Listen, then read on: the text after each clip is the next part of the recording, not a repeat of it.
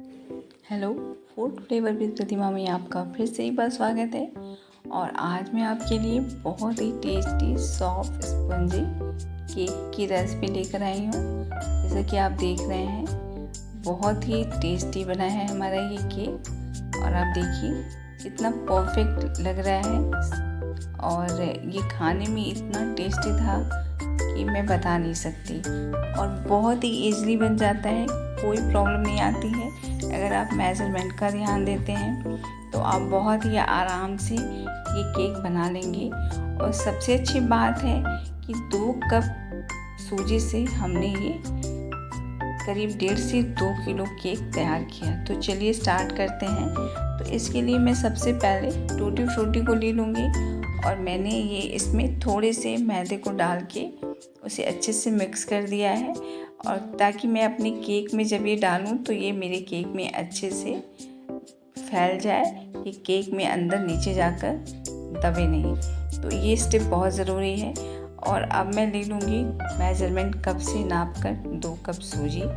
तो ये measurement cup मैंने लिया है। आप कोई भी कटोरी बाउल जो भी आपके घर में हो आप वो ले लीजिए।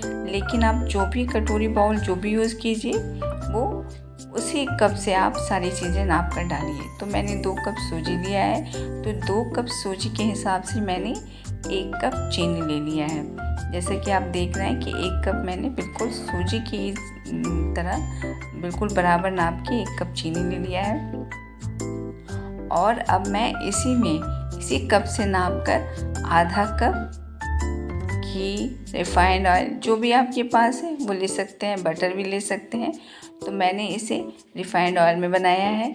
आपके पास बटर है, घी है, जो भी आप यूज़ कर सकते हैं। और इसी कप से नाप कर मैं 1 कप नॉर्मल टेम्परेचर का दूध ले लूँगी। तो दूध में थोड़ा सा और ऐड करूँगी। अभी मैंने 1 कप लिया है। तो इन सारी चीज़ों को अच्छे से मिक्स करेंगे।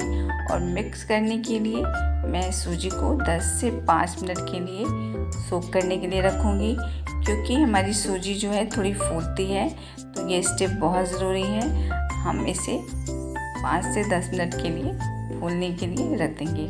और जब तक हमारी ये सूजी अच्छे से फूलती है तब तक मैं अपने केक का जो केक कंटेनर है उसमें मैं थोड़ा सा ऑयल लेकर अच्छे से स्प्रेड कर दूंगी। बिल्कुल भी कोई कंजूसी नहीं करना है, ऑयल को अच्छे से चारों तरफ से स्प्रेड करना है। और उसके बाद मैं इसमें थोड़ा सा मैदा भी डालूंगी और मैदे को भी मैं पूरे केक के बर्तन में अच्छे से फैला लूँगी। तो आप ज़रूरी नहीं है कि आपके पास अगर केक का मोल्ड नहीं है तो आप इसकी जगह कोई भी स्टील का कटोरा ले सकते हैं, या कोई भी एल्युमिनियम का कोई भी बर्तन हो, भगोना हो, छोटा टिफ़िन हो, कुछ भी हो आप ले सकते हैं। तो देखिए हमारी जो सूजी का बैटर था वो अच्छे से फूल गया है। अब मैं इसे जार में डालूँगी, मिक्सी के जार में। और मुझे इसे 10 से 15 मिनट के लिए मिक्सी के जार में अच्छे से फेंटना है, अच्छे से ग्राइंड करना है। और ये करने से हम अपने हाथों से फेंटने से बच जाएंगे और हमारा ग्राइंड में बहुत अच्छा ये जो केक का बैटर है वो अच्छे से फिट जाएगा। तो अभी देखिए हमने इसमें आधा कप दूध और ऐड किया है। अपने जो सूजी का जो बर्तन था उसको अच्छे से सूजी उसमें साफ़ करके मैंने इसमें अपने जार में डाल दिया है। और अब मैं इसे अच्छे से ग्राइंड कर लूँगी। तो ये स्टेप भी बहुत इम्पॉर्टेंट है। और कम से कम 5 से 10 मिनट तक हमें अपनी सूजी को अच्छे से फ्लफ़ी होने तक ग्राइंड करना है। तो इससे होगा ये कि हमारा सूजी जो है अच्छे से सारे इंग्रेडिएंट्स जो हैं, सारे सामान जो है एक साथ अच्छे से मिक्स हो जाएंगे और बहुत ही अच्छा और फ्लफ़ी हमारा बैटर तैयार हो जाएगा, जैसा कि आप देख रहे हैं। तो ये स्टेप मैंने 2 से 3 बार किया है, तो आप भी ज़रूर कीजिएगा। इससे हमारा जो बैटर है बहुत अच्छे से फ्लफ़ी तैयार होगा। तो देखिए हमने इसमें फिर से एक बार कर दिया है। और अब हमने इसमें 1 चम्मच के लगभग बेकिंग सोडा डाला है। तो मैं ये शूट करना भूल गई, तो मैं आपको बता रही हूँ कि बेकिंग सोडा मैंने 1 चम्मच रेगुलर चम्मच से भर के बराबर करके डाला है। और 1/4 चम्मच मैंने रेगुलर वाले चम्मच से 1/4 चम्मच बेकिंग सोडा डाला है। तो बेकिंग सोडा अलग होता है, बेकिंग पाउडर अलग होता है, तो ये चीज़ें आप ध्यान रखिएगा। और बेकिंग सोडा कभी भी किसी भी चीज़ में कम क्वांटिटी में डालते हैं, वरना वो हमारी चीज़ जो है स्मेल करने लगती है। और उसके बाद हमने अपने सोडा के बाद 4 से 6 बूंद नींबू डाला है, ताकि हमारी जो सोडा है अच्छे से उसमें मिक्स हो जाए। और अब मैंने 1 चम्मच रेगुलर चम्मच से ही वनीला एसेंस डाला है, और इसे भी मैं अच्छे से अपने केक के बैटर में मिक्स कर लूँगी। देखिए हमारा सारा चीज़ मिक्स हो गया है। और ये सारे बैटर को अब मैं अपने केक के मोल्ड में डालूँगी। तो अब मेरी सारी चीज़ें मिक्स हो गई हैं। तो देखिए हमने एक स्टेप कर लिया था और मैं ये भी शूट करना भूल गई, सॉरी। तो अब मैंने एक स्टेप को डाल दिया है केक के बैटर को, उसके ऊपर हमने अपने जो टूटी फ्रूटी थे उसे अच्छे से फैला दिया है। और अब मैं अपना दूसरा स्टेप का डाल रही हूँ। तो ऐसे ही करके मैं अपने सारे केक के जो बैटर है केक मोल्ड में फैला दूँगी। देखिए बिल्कुल ऐसे ही फैलाना है, और जो हमने टूटी फ्रूटी अपनी मैदे में तैयार किया है उसे फैला देंगे। तो देखिए बिल्कुल ऐसे ही हम फैलाते जाएंगे। इससे हमारे केक जो हैं बहुत ही देखने में सुंदर लगेंगे, और जो हमारी टूटी फ्रूटी कभी कभी मुँह के में जो टेस्ट में आती है वो बहुत टेस्टी लगती है। तो ये आप ज़रूर कीजिए। आप टूटी फ्रूटी नहीं है तो आप ड्राई फ्रूट्स भी यूज़ कर सकते हैं, किशमिश, काजू, या आपके पास जो भी है वो आप यूज़ कर सकते हैं।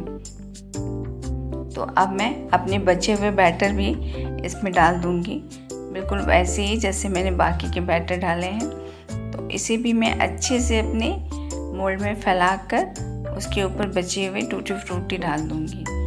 तो देखिए हमने फैला दिया है, और अब मैं थोड़ा सा फ्रेश टूटी फ्रूटी डाल दूँगी ताकि हमारे केक देखने में सुंदर लगे।